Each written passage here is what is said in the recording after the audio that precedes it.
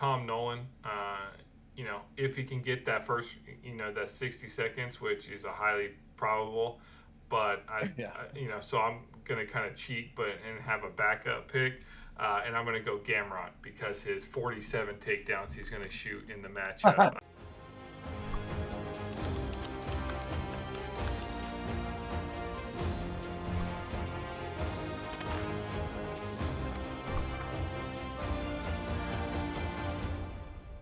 Welcome to DFS Insights. If you please do me a favor and hit that like and subscribe button. If you find the information here at DF Insights helpful in any way, shape, or form, we greatly appreciate that, as we are here for all your UFC, NFL, and NBA DFS needs. We're coming off a pretty lackluster last two UFC cards here. That last fight night, Survey Spivak versus Marcin Tybura. Man, Spivak got the jump there in round number one. I was 50-50 on my exposure there. So that was, not really how I saw that fight going. But, how'd things go for you on that card? I'll just say one name, Grigoria. Just leave it at that. I, Dude looked like he, I don't know, he'd spend two minutes on an elliptical or something. But I digress. Yep, I hear you on that. Well, hey, man, I'm definitely excited. We got UFC 305. We got the middleweight champ, Mr. DDP, Dricus Du Plessis, fighting Israel Adesanya. I'm not the biggest fan of Israel Adesanya, but you can't take away what this guy's done. He's arguably the best middleweight to ever do it. I still, you know, I don't know. He's definitely up there. And, he's looking to make history here to be the first three-time division champ in any, out of any weight class. And, we got this fight taking place in Perth, Australia. This is another fight card where the fight time is going to be a little off, where the fight kicks off at 5:30 in the morning local time in Perth, Australia. So make sure just to keep that in the back of your mind with any fighters. If you know that they don't do well early in the morning, it will definitely be interesting the first couple fights of the card. What are your thoughts here on UFC 305? Yeah, you mentioned three-time champ. Maybe he shouldn't have lost it twice. No, I'm just kidding. Yeah. So that is what it is. No, I'm looking forward to this. Thought the last card. I was looking pretty good. Had a few 6-win wins over there, six fighter, while hitting, but didn't have the optimal, unfortunately. But because I went pretty heavy on Grigora, but he should have won that fight if it looked like he spent some time in the gym. Yeah, and he got submitted. I mean, that was he got Yeah, finished inside the distance, which also hurt because yeah, my and exposure to him, yeah. yeah, everything. Yeah. Anyways, no. So looking forward to finding that fighter that's going to take out the favorite here. We do have quite a bit of favorites going into this match. So without dragging this on too much longer, let's hit over to this cheat sheet here and start getting into it. So yeah, if you want to lead off with who you think actually, let me just jump in, just kind of break down the cheat sheet here. So obviously, we Yeah. have all 12 fights. It is a 12 fight card. As of now, this recording, the weigh-ins are first thing here in tomorrow morning. So we'll see what happens there. So as currently it stands, 12 fights. So up on the screen, you can see the match indicates who's fighting each other, the names, salaries, their win odds. Then you have inside the distance odds, around one odds. We translate those over to percentage because most people understand percent better, I should say. Some key notes, just basically, your 5-round heavyweight fights, average ownership, and then basically your leverage is based on, if to win the fight, to finish inside the distance or round one. This is our rating system we have here. This is basically like, who's the best leverage play or the best kind of play on our cheat sheet here. So with that, go ahead, take it away with a few of your Yeah. key standouts here. Yeah. For sure. I'm just gonna go ahead and just start with the main event. Kind of get that one out of the way. You know, I it's kind of tough. Israel Adesanya, he only averages, just under 4 strikes, significant strikes a minute, to where Dricus du Plessis is basically doubling him up on that. And Dricus is definitely the more well-rounded and to me the more powerful fighter. So if, Izzy's path to victory is going to be counter striking, being elusive like he is, if it, I just, if Israel wins, I don't know if I see him being in the optimal lineup, because I don't see him being able to finish, Dricus in the first 3 rounds. And that is what I think he would need in order to be optimal, especially on this type of card. I'll be under the field on Izzy. I'm either going to have him or I'm just going to fade the fight. If I think he's going to win, I don't see him being optimal. I've been very torn. I will definitely be equal to the field. It looks like average ownership right now is projected around 46%. I will definitely be within 5% one way or the other of that. I'll be looking to differentiate myself in other places, as far as that goes. But at 7,900, technically he's the underdog. Um, but that would he's arguably the underdog, so that would be my first underdog main pick I'll be going with. Yeah. What are your thoughts on that? As far from a DFS standpoint. Well, I mean, when I started looking at this, earlier in the week, it actually had Israel as the higher favorite. Now it looks like it's basically a pick 'em, basically a minus 110, 52%. However, our math data's been obviously stays the same. The math didn't change since when we ran it, and it's looking like DDP over here, math wise, coming in about 68%. And our math has been pretty solid, especially on fighters that aren't the yellow name. Yellow name fighters have basically 3 or less fights in the UFC that basically our math takes the data from. So at 80%. Looking at there at 7,900, this card is stacked. Has 5 9K fighters on it, and we'll get to them, here shortly, because some of them, you're gonna want to have, but it's just gonna make lineup construction miserable. Haven't done too much full construction yet because I'm waiting for more data points to come in, and especially off weigh-ins is basically a huge factor too. To see how everybody looks and stuff like that. But coming in at 7,900, he is, with the math on his, higher than what Vegas is looking. Ownership is very high, but I think if DDP is to win, he will get a knockout. He'll be in one of those first 3 rounds, so I think he would become optimal there. And I think Adesanya would have to definitely get a finish within the top 3, being at the 8,300 range. So Nice. Yep. So yeah, sounds like we're on the same page there. I think obviously, we got 2 heavyweight fights here. And the first one being Tai Tuivasa against Rozenstruik. This is, man, Tai Tuivasa is coming off 4 losses in a row. He was subbed twice and knocked out twice.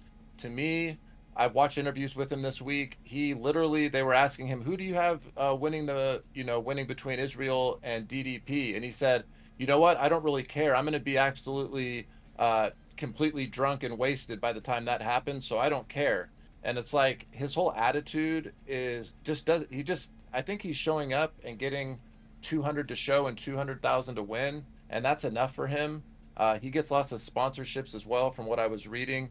I hate to say he has like one foot out the door, but man, you know how the UFC is, man. They're brutal these days, and even though the heavyweight division is arguably the worst division and not deep at all, so he might be able to stay around just a little bit or whenever they fight in Australia. But both of them are strikers, so we don't have to worry about Ty getting submitted. So Tuivasa, to me, he's either going to get a knockout in the first round or second, or I see Rozenstruik finishing him. I don't see this fight going the distance. So, our math has him around 65% for Rozenstruik winning. And his average ownership looks like it's coming in at 33%. So while that's still a little high, that is someone I'll be targeting at the 8,900 for sure. And I'll also be targeting Tai Tuivasa if I need to fit some other people in there and looking for another underdog who definitely has a puncher's chance to win. He still does have that power. That I'm just worried about, the type of shape he's in. So, what are your thoughts on that heavyweight fight? Yeah, I like it. I like Rozenstruik more, kickboxing style. He fought what is it? Nakan. What's his name? Yeah, he just recently fought Gaziev, Yeah, which we've been covering quite a bit. yeah. So I mean, look, I think he's going to go. And like you said, Tai Tuivasa looks like he's kind of just there to get, hey, show up, get the paycheck, get out, kind of thing. It seems like a lot of fighters either,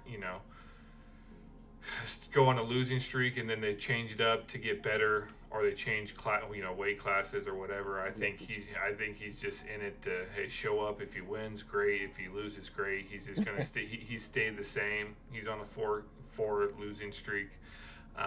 So yeah, I'll be probably pretty heavy on Rozenstruik in that matchup. I don't think I'll be too heavy. Tuivasa's 19% ownership. Probably be slightly lower than that. He does have a puncher's chance, but it'll probably be about maybe 15 to 20 sounds about right. Rozenstruik, I'll probably be about there. He's coming in pretty good on the rating, so might be around 33, maybe slightly above, 36 or so, 38. Looking, Nice.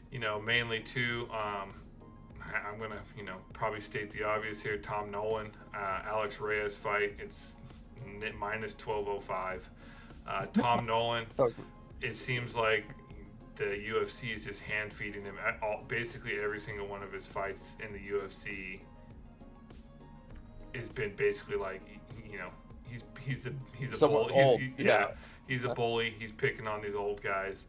I mean, shoot, inside the distance, chance to win is a minus 1,000. A round one finish is a minus 188. He has so they have him at a 65% chance Vegas to finish in round one.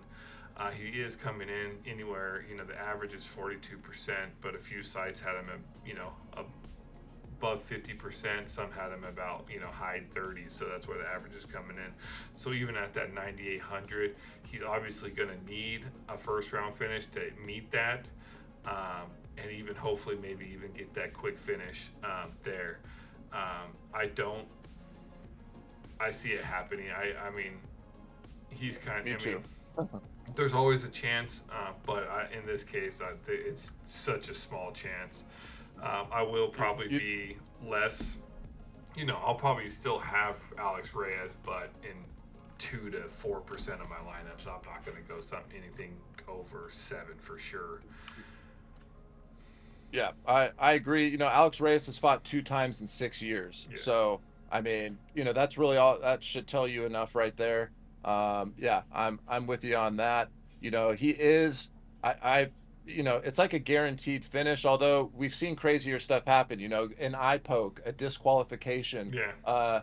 The chance that some crazy random thing happens, I don't want to be overexposed because it just too much variance and negative 1,200 as a favorite doesn't necessarily guarantee anything. So just remind that when you guys are betting out there. Yeah. So with the 12, and the 12 fights, so you are looking for obviously those inside the distance finishes in round one. Obviously, I mean, that states the obvious. I understand that, but usually on a smaller 10 or even 9, like last week, getting 6 wins, or even 2 weeks before, you actually had 2 losers, and in the what you could place 15th overall, third most optimal lineup with 2 losers. So, but I think in a 12 match, you have to hit those round ones if there is any, because it seems like the UFC now is 8 straight decisions. Seems like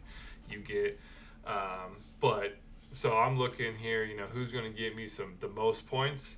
And I'm going to go to something that, maybe reminds me of the time in the military. The Hooker versus Gamrot sounds like they had a good time overseas there.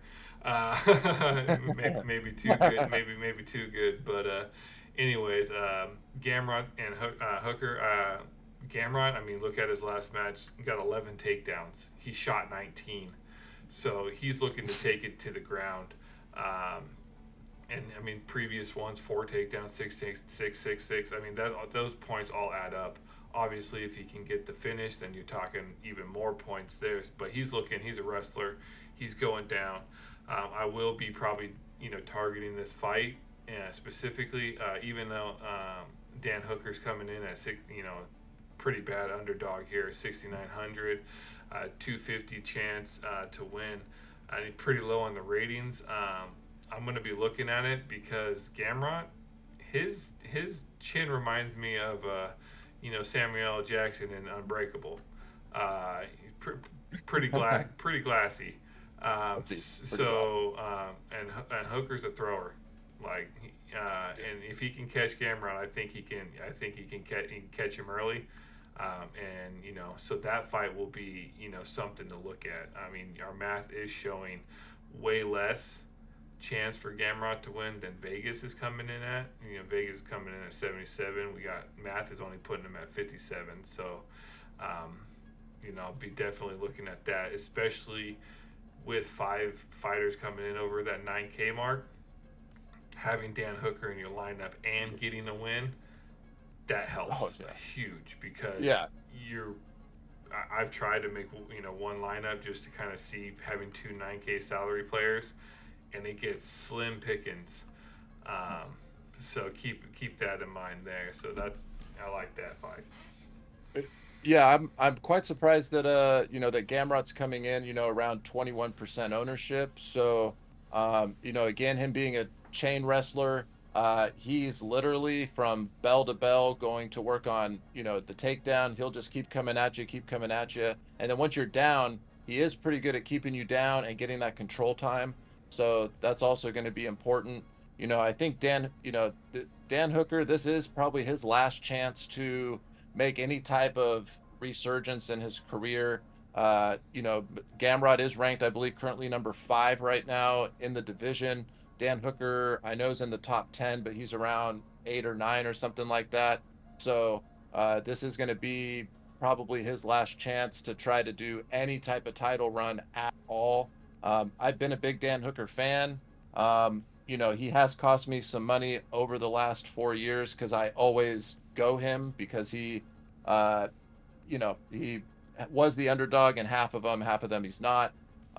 He definitely has, like you mentioned, he throws some heat. He's looking a little bit like he's put some more muscle on. So, I like Hooker as well. Again, he's coming in around 18% ownership. I might be around 12 to 15, 12 to 18%. So that's probably about right because we're going to have to find one of those guys under 7,500 if we're going to fit in a couple of these, 9K guys. So yeah, and it's tough.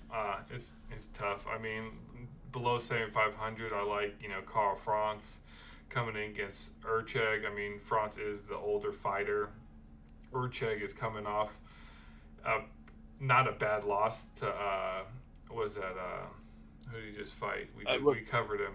Pantoja. Or he won. Well, that was his first fight in the UFC, but he recently, when we covered him, he fought. Oh no, that was Pantoja. My bad. Yeah, I was thinking he just lost. Yeah. So, but it was close. I mean, that's huge. And so but coming in at 8,800 with these other fighters, it is something to look at with his ownership being at 11% only, or average ownership, I should say.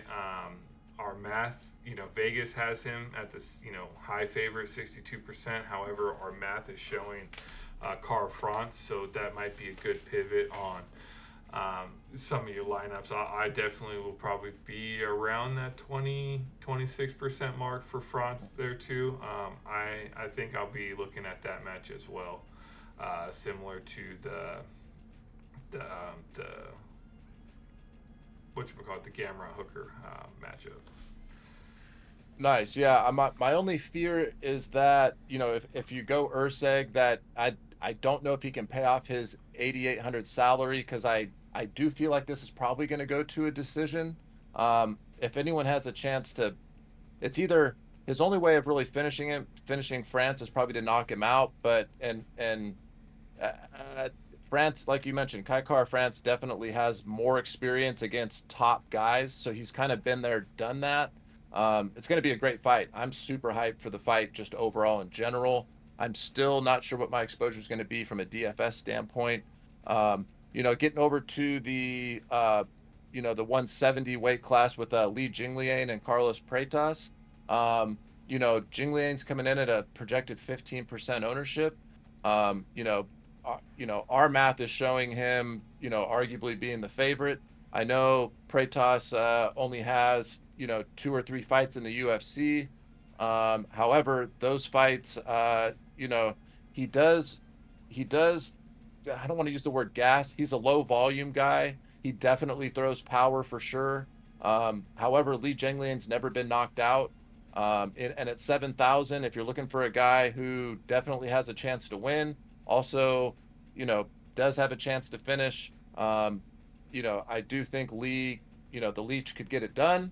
Um, I, Pratos is definitely a hot up and coming guy. So, it's going to be interesting. I don't see him finishing the Leech, though. I think if he wins, it goes to a decision. And I think if it does go to a decision at 9,200, that might be someone you look to fade a little bit more. His projected ownership coming in, it looks like around Yeah. 26%. I'm sorry, 31% for him. Lee's at 26%. So, I was trying to find some plays around the 25% marker under for projected ownership. I think, Lee's definitely one of the plays that can open up salary for you to put some of those upper 8K and 9K guys in there. So, do you have any thoughts on the Leech at Uh, all? no, I think Pratos is gonna beat him. It'll just be a matter, can he finish him? Like you said, Leach has a pretty solid chin, but he is getting up there. So it Yeah. Yeah. can he take him?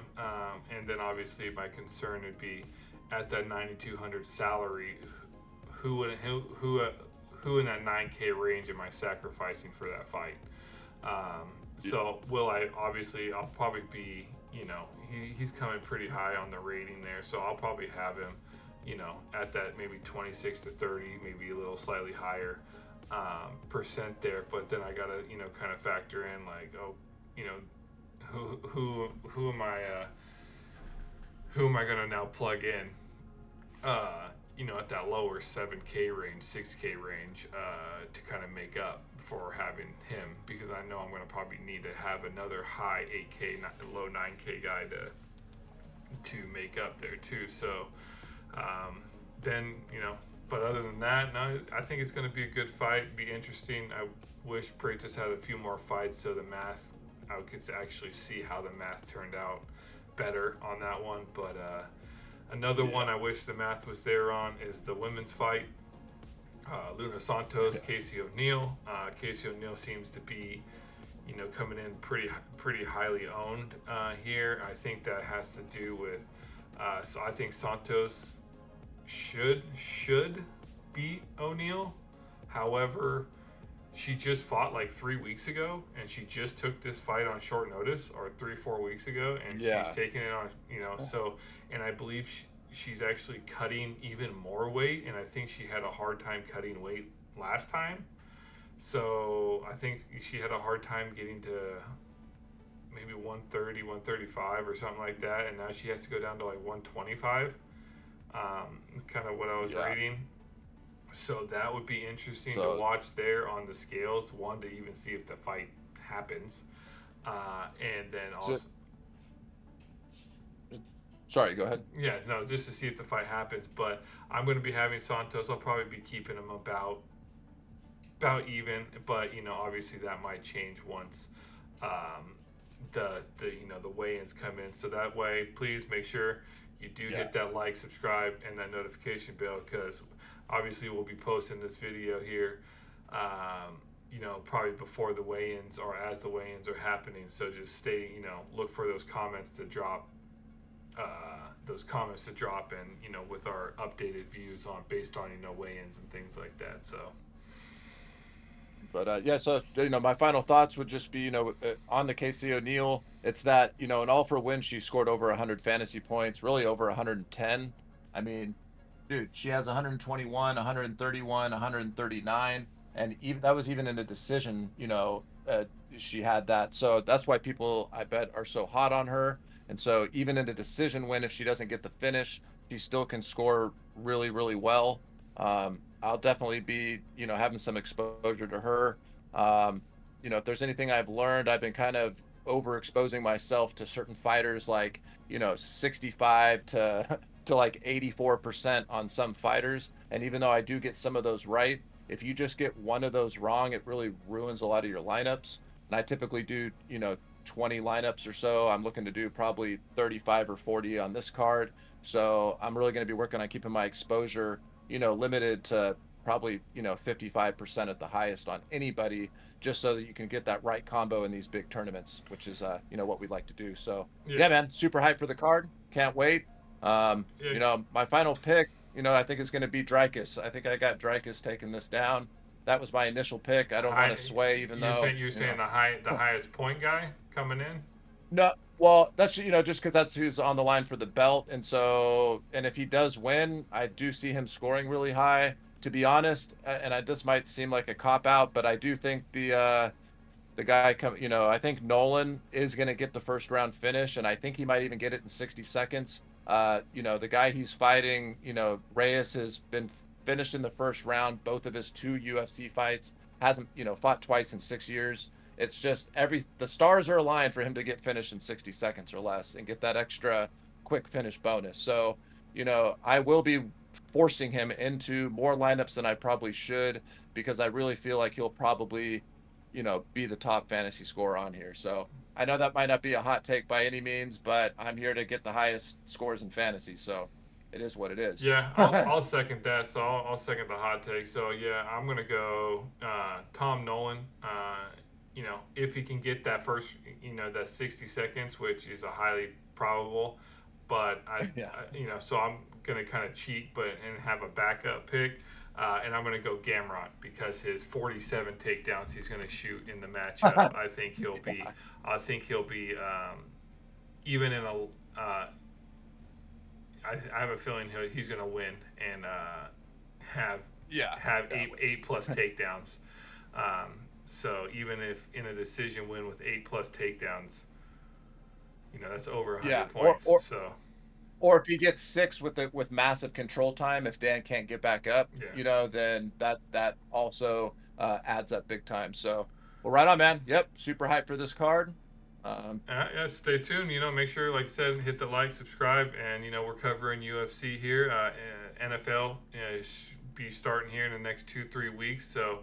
We'll be covering, that here up on DraftKings main slate, the Millie Maker. So if you do NFL, stay tuned for that, as well as we got some good information, compiling together to, potentially, hopefully, we hit the Millie Maker. Our information can help one of you guys hit it. And if it happens, make sure to share it. So with that, good luck on this upcoming UFC 305 card, and take it easy. Good luck. See you guys at the top.